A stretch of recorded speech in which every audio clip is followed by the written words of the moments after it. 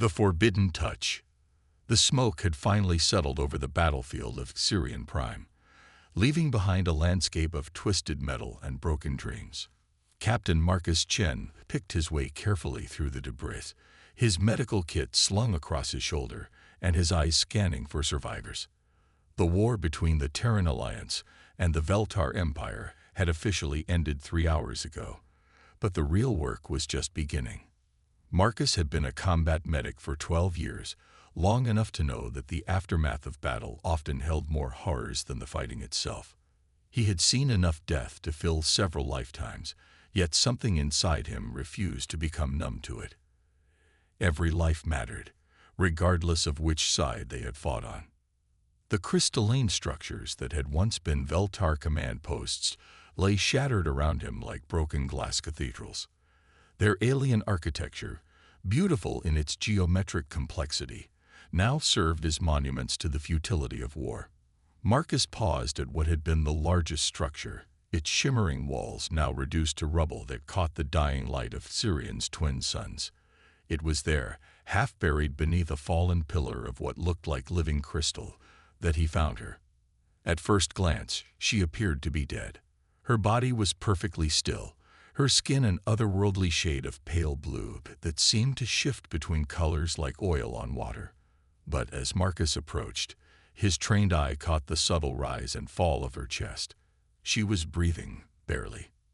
Her clothing marked her as someone of high rank. The intricate robes, now torn and bloodied, were woven with threads that seemed to contain starlight. Geometric patterns covered her exposed arms, not tattoos, but what appeared to be natural markings that pulsed weakly with bioluminescent light. Her features were sharp and angular, beautiful in an alien way that reminded Marcus of carved marble. Most striking were her eyes. Even closed, he could see they were large and multifaceted like gems, with irises that shifted through spectrums of color he had no names for. This was no ordinary Veltar soldier. The regality in her bearing, even unconscious and broken, marked her as nobility, possibly even royalty. Marcus knelt beside her, his medical training overriding any other considerations. He reached for her wrist to check her pulse, but the moment his fingers made contact with her skin, her eyes snapped open. No. The word came out as a hiss, filled with pain and something that might have been fear. Her voice carried an accent that made even English sound musical, but there was steel beneath the melody. "You are forbidden to touch me, human." Marcus jerked his hand back, startled. "I'm sorry. I was just trying to help. You're badly injured." She tried to sit up but collapsed back with a gasp of pain. The dark fluid that might have been blood was spreading across her robes from several wounds. "It matters not," she whispered, though her voice trembled. "The sacred laws of my people are clear. No outsider may touch the royal bloodline. It is death for both of us." Royal bloodline. Marcus stared at her with new understanding. "You're the Veltar Empress." She laughed bitterly, wincing as the motion aggravated her injuries. "Empress Zarathul of the Veltar Empire. Though it seems my empire has little use for me now." Her multifaceted eyes fixed on him with surprising intensity. "I was betrayed by my own council, left here to die, as they sued for peace with your kind." Marcus felt a chill that had nothing to do with the cooling air. Political betrayal was something he understood all too well. But right now, politics mattered less than the fact that she was dying. "Look, Your Majesty, I don't care about sacred laws or political complications. You're bleeding out, and I'm a medic. My oath says I help anyone who needs it." "Your oath means nothing here," she said, but her voice was weaker now. "To touch me is to violate laws older than your civilization. My people believe that contact with outsiders corrupts the purity of our royal line." Marcus studied her wounds with professional detachment. She had taken shrapnel to the abdomen and chest, and what looked like a piece of her own crystalline architecture had pierced her side. Without immediate treatment, she would be dead within the hour. "And you believe that?" The question seemed to surprise her. For a moment, she was silent, her strange eyes studying his face. "I believed what I was taught," she said finally. That humans were barbaric, primitive creatures driven by base instincts. That contact with you would diminish us. And now I am dying alone on a battlefield, abandoned by those who swore to serve me. She closed her eyes, exhaustion overwhelming pride. Perhaps purity is not worth such a price. Marcus made his decision. He opened his medical kit and began pulling out supplies. I'm going to help you, whether you like it or not. You can have me executed for violating your laws later. But right now, you're going to live. Her eyes flew open again, wide with shock. You cannot. The consequences are my problem, not yours. Marcus was already cutting away the damaged portions of her robes, exposing the worst of her wounds. Her blood was indeed different from human blood, carrying a slight luminescence that made it look like liquid starlight. Besides, if your own people left you here to die, maybe their laws aren't worth following. She stared at him as he worked, her expression cycling through disbelief, fear, and something that might have been wonder. You would risk everything for someone you have never met, someone whose people were your enemies. Marcus glanced up from his work, meeting her gaze steadily. The war is over. Right now, you're not an enemy. You're just someone who needs help. He returned his attention to cleaning her wounds. And for what it's worth, I don't think you're corrupted by my touch. If anything, you seem more human than some humans I've known. The irony of his words was not lost on either of them. As Marcus worked, applying pressure to stop the bleeding and carefully removing shrapnel, Zarathul found herself studying this human who so casually defied everything she had been taught. His hands were steady and gentle, his focus absolute. There was something almost sacred in the way he worked, a reverence for life that transcended species and politics. "Why did you become a healer?" she asked, her voice barely above a whisper. Marcus paused in his work, considering the question. "My father was a doctor. He used to say that the universe has enough destroyers in it. Someone has to be a creator, a preserver." He resumed cleaning her wounds. "I've seen enough death in this war to last several lifetimes. If I can save one life, prevent one unnecessary death, then maybe it was all worth something." She was quiet for a long moment, processing his words. "My people would call such thinking weakness. What do you call it?" Another long pause. "I am beginning to think my people are wrong about many things." The admission seemed to surprise her, as much as it did Marcus. For centuries, the Veltar had maintained their superiority through isolation, viewing other species as inferior beings to be conquered or ignored. The idea that they might be wrong about something as fundamental as compassion was revolutionary. Marcus finished cleaning her wounds and began the delicate process of stitching them closed. His movements were precise and practiced, but he could see that she was fighting to remain conscious. "Stay with me," he urged. "I need you awake to tell me if I'm doing anything wrong. Your anatomy is different from human anatomy." "The crystal formations on my skin," she managed to say. "They are part of my nervous system. Avoid them when you stitch." He nodded, adjusting his technique accordingly. As he worked, she found herself talking, perhaps to stay conscious, or perhaps because she had never had anyone listen to her with such focused attention. She told him about her childhood in the crystal palaces of Veltar Prime, about the weight of expectation that had shaped her from birth, about the loneliness of absolute power. "I was taught that emotion was weakness," she said, her voice dreamy with exhaustion. "That a ruler must be like crystal, beautiful but untouchable, perfect but cold. I molded myself into their ideal, and in doing so, I lost something essential. It's not too late to find it again," Marcus said, tying off the last stitch. "Leadership doesn't have to mean isolation." She laughed weakly, spoken like a true human, always believing in second chances and redemption. "Is that such a bad thing?" Before she could answer, the sound of approaching voices cut through the air. Marcus froze, recognizing the harsh tones of Veltar soldiers. They were searching the battlefield, presumably for survivors, or for their missing empress. "They're coming," Zarathul whispered, fear creeping into her voice. "If they find you here, if they see what you have done." Marcus was already packing his medical supplies, his movements quick and efficient. "Then we make sure they don't find us." He looked down at her, assessing her condition. She was stable for now, but in no condition to move quickly. "Can you walk?" She tried to sit up, immediately paling with the effort. I do not think so." The voices were getting closer. Marcus could make out individual words now, commands being shouted in the flowing Veltar language. He made another quick decision, one that would change both their lives forever. "Then I'll carry you," he said, gathering her into his arms despite her weak protests. "There's a human field station about 2 kilometers from here. We can make it if we move now." "Then I'll carry you," he said, gathering her into his arms despite her weak protests. "There's a human field station about 2 kilometers from here. We can make it if we move now." As he lifted her, Zarathul felt something she had never experienced before. The sensation of being protected, of having someone else take responsibility for her safety. It was terrifying and wonderful at the same time.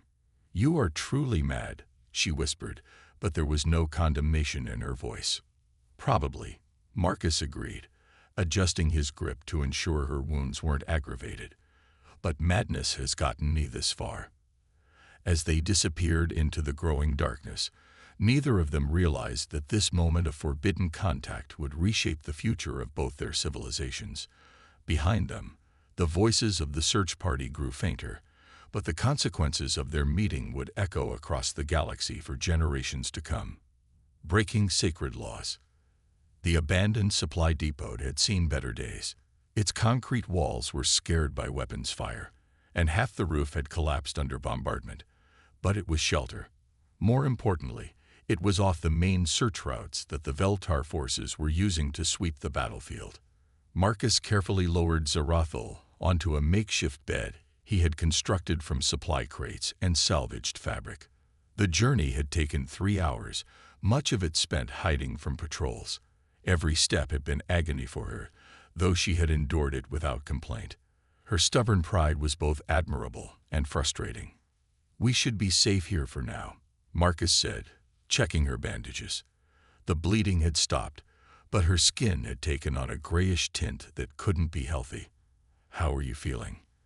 "Like I have been trampled by a war beast," she replied, managing a weak smile. "But alive, thanks to you."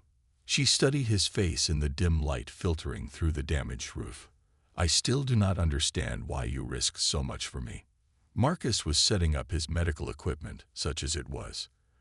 The depot's emergency supplies were mostly depleted, but there were enough materials for him to fashion proper monitoring equipment. "I told you, it's what I do. I help people. Even people whose armies killed your friends." The question hung in the air between them. Marcus paused in his work, his expression becoming distant. "Yeah, even then." He looked at her directly. "This war cost both sides too much. If we keep carrying that hatred forward, it'll never really end." Zarathul watched him work with growing fascination.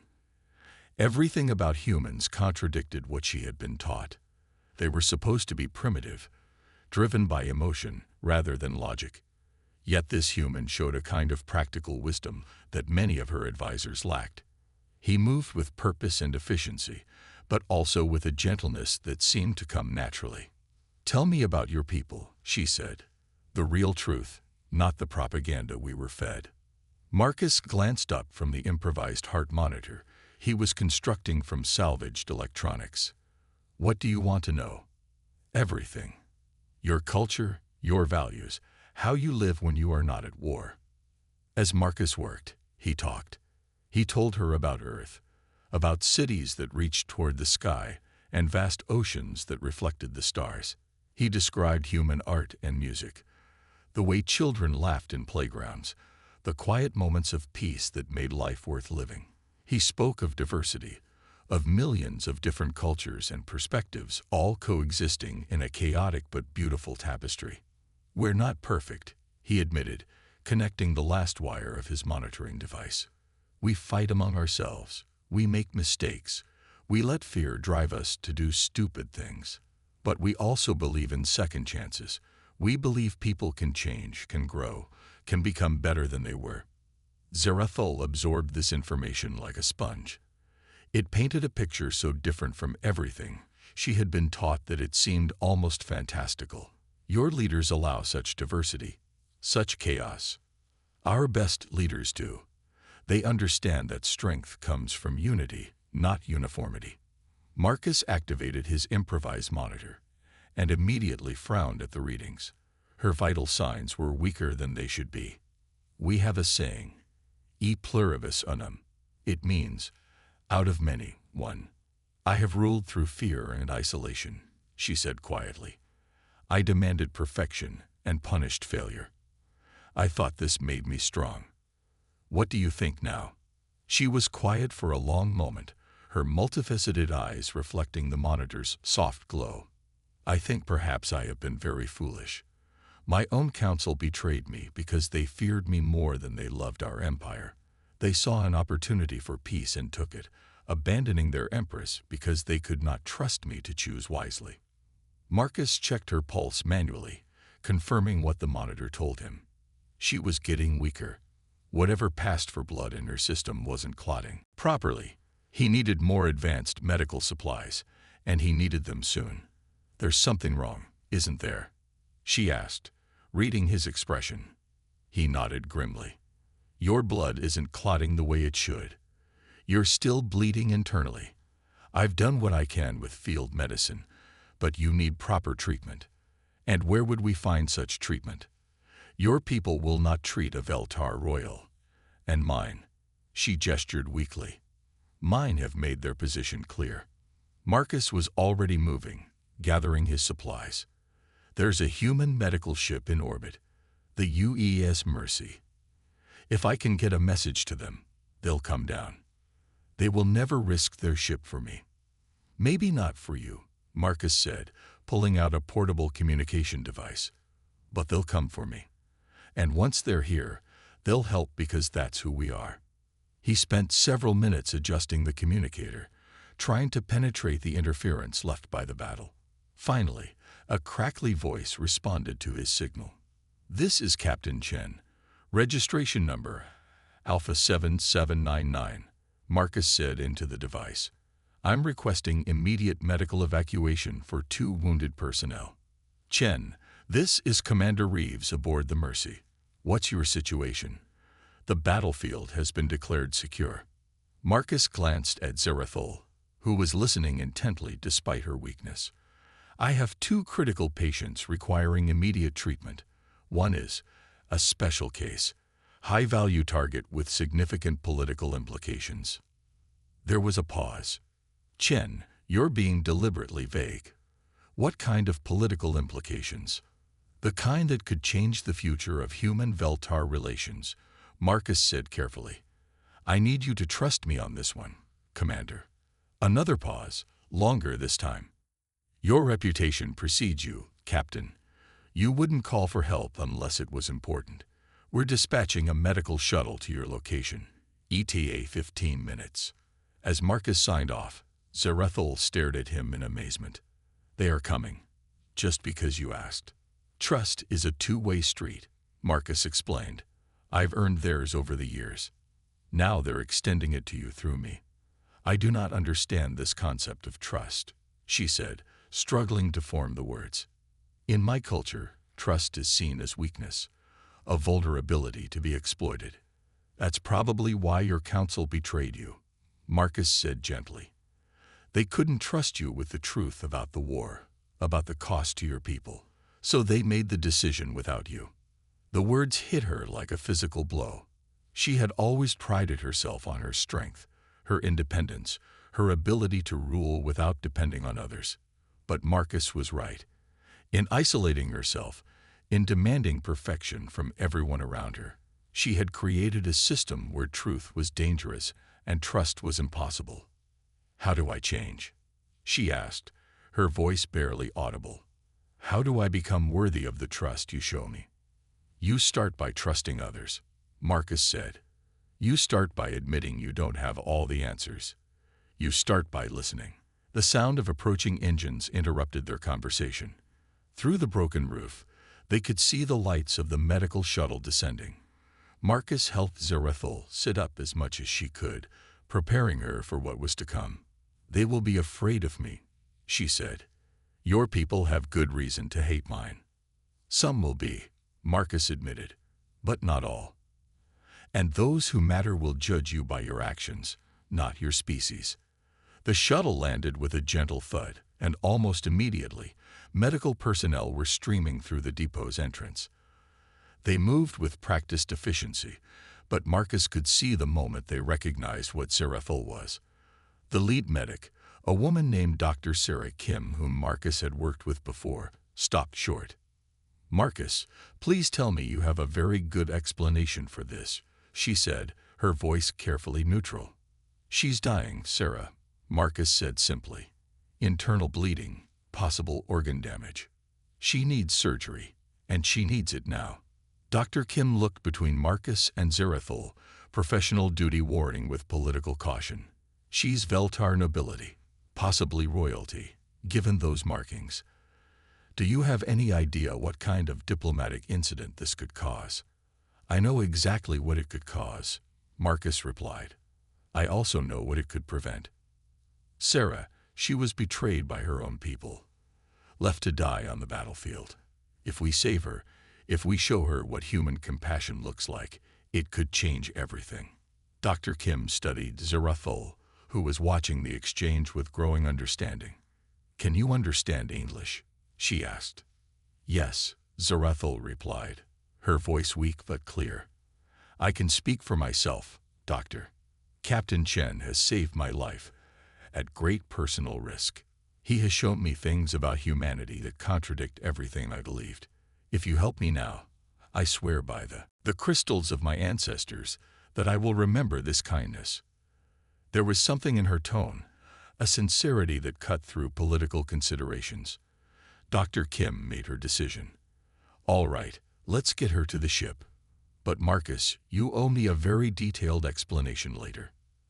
As they loaded Zarathul onto the medical stretcher, she reached out and grasped Marcus's hand. The gesture would have been unthinkable hours earlier, but now it felt natural, necessary. "You have given me more than my life," she whispered. "You have given me hope. For my people, for the future, for the possibility that we can be better than we were." Marcus squeezed her hand gently. "That's all any of us can ask for. The chance to be better."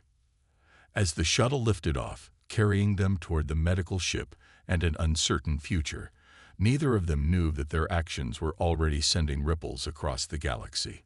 The story of the human medic who defied sacred laws to save an alien queen would spread, inspiring others to look beyond the barriers of species and culture. But that was a story for another day.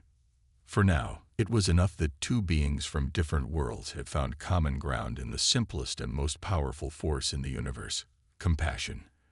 And in that compassion, the seeds of a new future were already beginning to grow. In the months that followed, Empress Zarathul would return to her people, but not as the same ruler who had left. She would speak of human honor and sacrifice, of trust earned rather than demanded, of strength found in unity rather than isolation. Some would call her corrupted, contaminated by alien contact. Others would see her transformation as evolution. The sacred laws that had forbidden contact between species would be challenged, then changed, then eventually forgotten as outdated relics of a more fearful time. And at the center of this transformation would be the memory of a moment when a human medic chose compassion over caution, and an alien queen chose trust over tradition. The war was over, but the real work of building peace had only just begun. And it would start, as all great changes do, with two individuals choosing to see beyond the barriers that divided them to the common humanity that united them.